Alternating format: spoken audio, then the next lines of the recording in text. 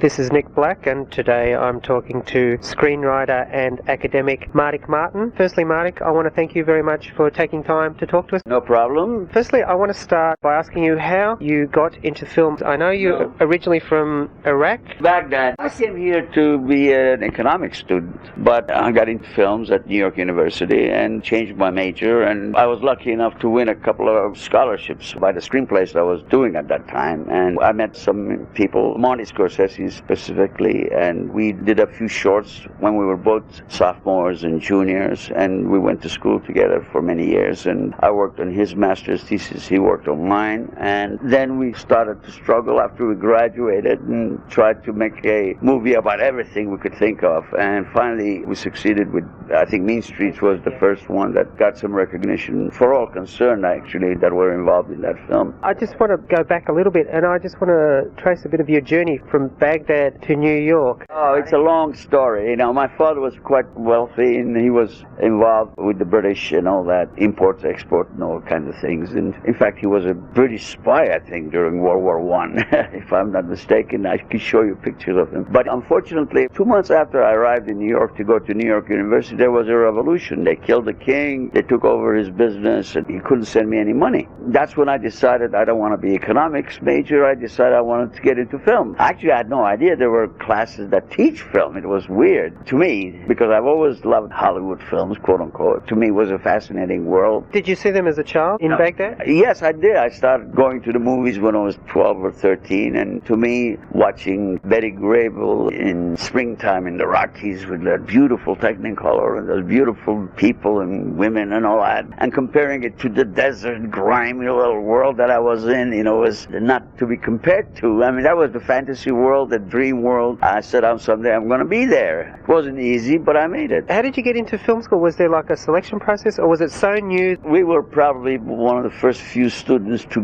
get into film school. I think we had like 20 or 30 students in the entire department, and that was it. Recently, I went back to New York University. My God, it's like a factory. They actually got tons of equipment, and we had like 1 or 2 cameras and 1 moviola, 1 Niagara, and that was it. That was for the whole department. So we fight over short ends of film to shoot and everything. Now they got, I mean, it's like a studio. Same thing with USC where I teach. Martin Scorsese, just one of the fellow students there, and you got to be friendly with him? Well, we got to be very friendly because we practically took over the same years of studying at the same time, so it was parallel world. But there were others too at that time that went to NYU, from Oliver Stone and Brian De Palma. I mean, there's so many I don't want to name drop. It don't make any sense. They all went to NYU about the same time. Then after I graduated, I started teaching screenwriting, believe it or not. So did Marty. He was teaching there too for a while. But while we were teaching, we being Marty, myself, and a few others, we were trying to make movies and write screenplays and do anything that you can get your hands on. The teaching was just a stepping stone to, quote unquote, the real filmmaking world. Tell us a bit about the curriculum in those days. Was it very technical, this is the camera, or was there a lot of theory as well? Well, there was a lot of theories. There were 2 kinds of students, those who talked about it and those who did. And there was a section that was called theories, which they sat and analyzed Charlie Chaplin's Cane and all, you know, ridiculous stuff like that, I thought anyway. And there are those who wanted to make movies, went around trying to hustle up a camera so that they could shoot it whenever they could. But equipment wasn't available, and it was really fighting for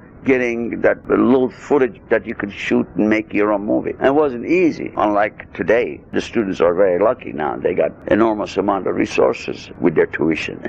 So you made some movies in film school yourself, Marty? Oh yeah, in fact, one of the shorts that I wrote with Marty and he directed was called It's Not Just You, Murray, which was a 15-minute satire, funny student film, of course. This was 1964, but I got a lot of awards and stuff like that. It was actually reviewed in Time magazine, which was for a couple of students, this was a great honor, you know, to be reviewed a student film. Nobody even heard of a student film. Now, people know about it and all that. There's a lot of student films now, but in those days, it was unheard of. So that sort of opened doors. And there was a lot of little films that we worked on. In fact, Marty's master's thesis was called Who's That Knocking on My Door, which was originally called a bunch of other names that took over a period of many years before it became Who's That Knocking. Were you involved with that? Yes, I was. We wrote some parts of it. I mean, it was like a 3-man crew, myself, Marty, and a guy called Dick Cole, who's on camera. And we did everything. But it was Marty's thesis. My credit was directorial assistant. I recently read the book Scorsese on Scorsese, and there's a little bit about how your wives at the time were very upset with you screenwriting, and you had to go out in the car and meet in the car or something like that.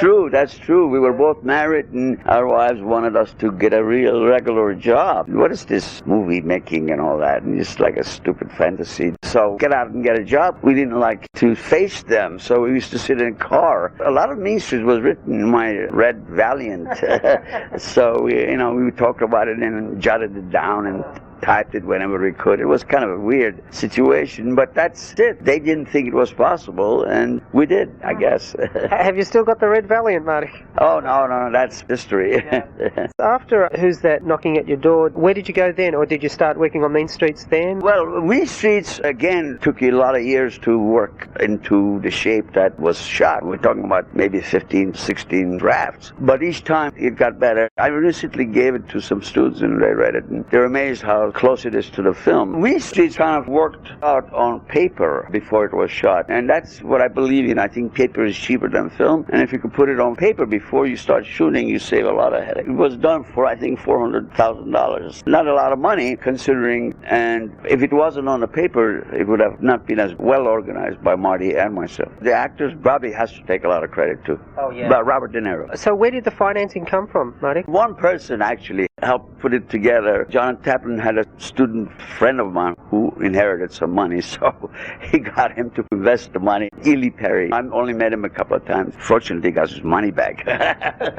Well, it was very successful, so I suppose it would have got him some extra money as well. I don't know the financing. I'm the worst when it comes to financing. There's a line in it. There's a particular friend of mine loved this line. You're a mook or something like that. Was that? That's in the script. Yeah, that's in the script. Why that became such a good scene, I don't know, but it was crazy enough to work. And people getting mad about words they don't understand, and a whole fight starts over misunderstanding, or that's their personality. It's a good scene. It's in the script. Marty, did he just follow the script direct after you finished, or were there changes made during shooting? Well, there's a lot of changes during the rehearsal, always. Then there's changes during the shooting, and then there's improvisation, but the basics are all has to be in the script. I'm saying that as a teacher of other students, and I worry about people who go, it's a lot more fun to shoot than to write. So they want to shoot before they're ready, and hopefully listeners will learn something. Yeah. Where did Robert De Niro come from? Because he wasn't really known before that, was he? He did a few little films, like I think for De Palma. Yes, Robert De Niro was well known actually in the inner circles as a promising actor. He wanted to play Harvey's role, believe it or not, but of course he was right for the Johnny Boy role, which he eventually did. But that was a fortunate break because he really blossomed in that film. It was the start of a lot of people's careers, including yourself. Exactly. You will see Harvey Keitel, and there was also Amy Robinson, who became a producer, and of course Jonathan Taplin, who produced the picture, and a couple of the side, David Probal,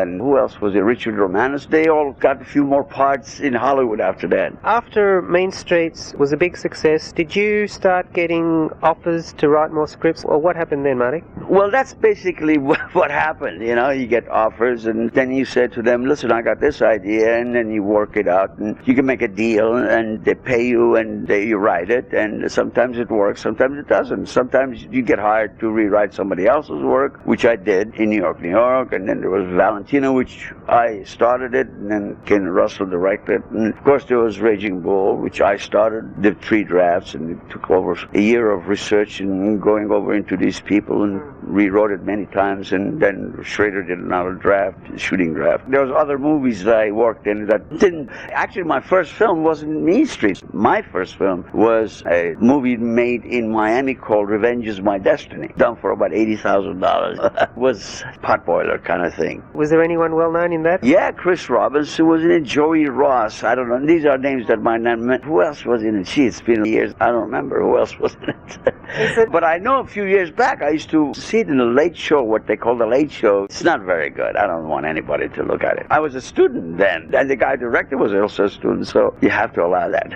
And who was the guy who directed it, Martin?